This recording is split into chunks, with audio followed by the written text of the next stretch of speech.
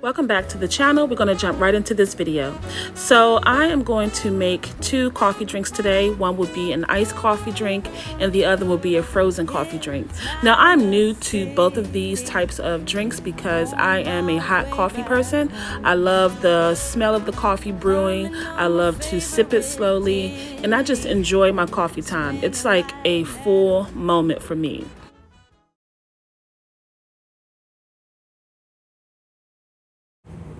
These coffee cubes are the game changer for your iced coffee. Now, if I had known about the whole cold brew business prior to doing this, then I would have just used the cold brew and poured it into the ice tray to freeze the coffee. However, this was a freshly made pot of coffee that I allowed to get cold and I froze it into the ice tray. Well, these cubes, okay, they are the make or break for me for iced coffee because I didn't like iced coffee at first due to the ice. The ice would dilute and weaken the flavor of my coffee. By the time I got a chance to finish it up, I didn't feel like I had coffee. I felt like I had some other milky, caramelly type drink, if that's even a word. Okay, but when you add coffee cubes to your iced coffee, all that happens is that coffee becomes even more intensified by the coffee flavor due to the fact that this is actual coffee that is infusing itself into your iced coffee. So in a nutshell, pretty much if you don't want to have diluted, watered down coffee, then go ahead and consider freezing some coffee into ice trays in order to make coffee cubes instead of using ice cubes. Now these Torani flavored syrups are optional. I'm having the vanilla flavor, but I also have the hazelnut and salted caramel on the side.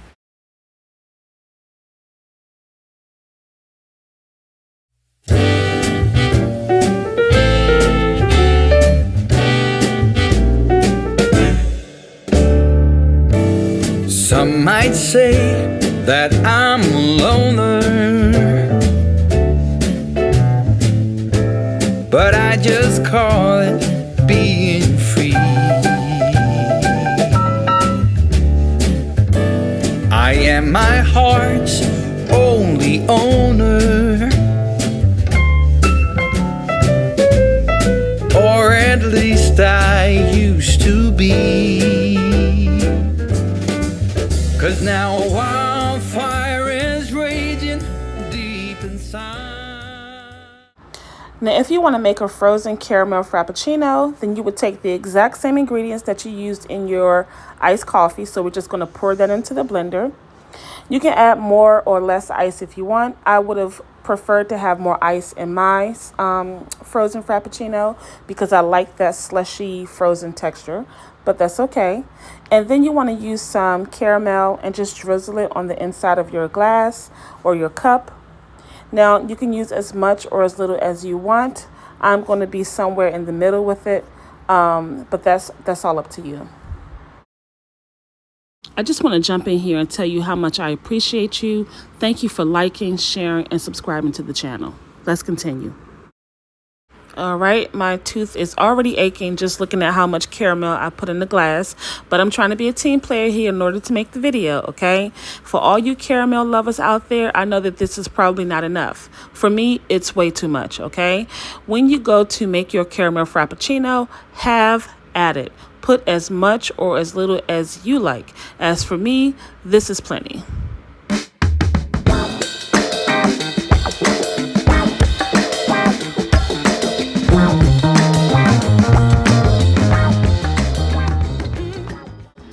Now, I still don't know why I picked up the light version of the whipped topping.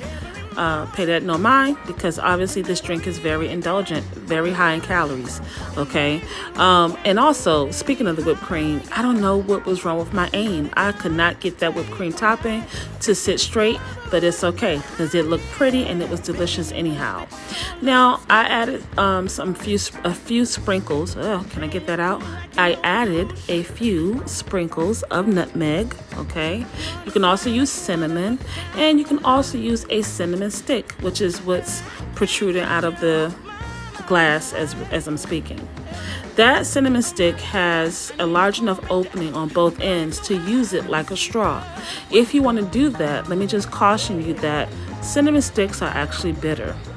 just like most spices that we think are sweet based on what we usually use them for, okay? So I just want to warn you there.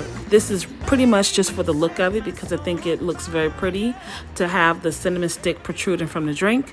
However, there will be a bitter taste on your tongue. So I just want to warn you for that. Let's go ahead and recap everything that we've added into this drink. Now, I'm not going to go in order according to what you're seeing on the screen. I'm just going to call down everything that we've added today, from the frozen coffee up to this frozen caramel cappuccino. So in the frozen iced coffee, we added the cold brew along with the vanilla coffee creamer and the coffee ice cubes, okay, which was pretty much coffee that we put in an ice tray in order to get coffee cubes.